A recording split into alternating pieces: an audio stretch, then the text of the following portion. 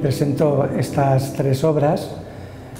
Dos son unos cuerpos de vidrio que se llaman ángeles digitales, Ángel Digital 1 y Ángel Digital 2, que un poco tienen que ver con una aderia, digamos, sobre lo que para mí es importante, que es dilucidar un poco pues, la esencia de qué es el arte, ¿no?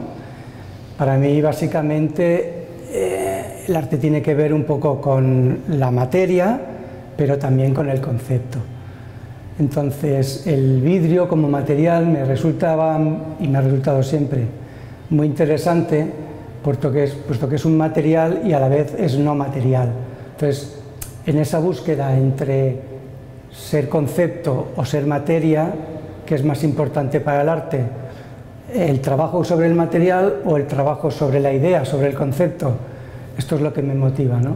Entonces, el vidrio quizás reúne intrínsecamente este hecho, ¿no? Porque es un material, pero al ser transparente lo percibimos también como no material.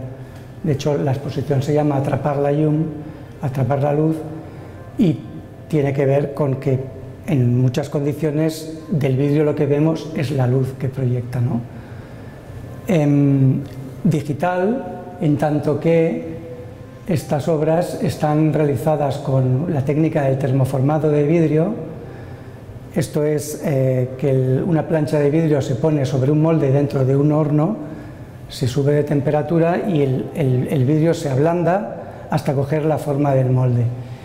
Posteriormente a esta forma le he añadido la imagen digital de una fotografía mediante una impresora 3D que se llamaba Michelangelo, que es una impresora que no solo se mueve en el eje de las X y las Y, sino también de las Z, de forma que va resiguiendo el relieve de la figura, y de esta manera conseguimos que la imagen se implante en esta forma que ya está creada, ¿no?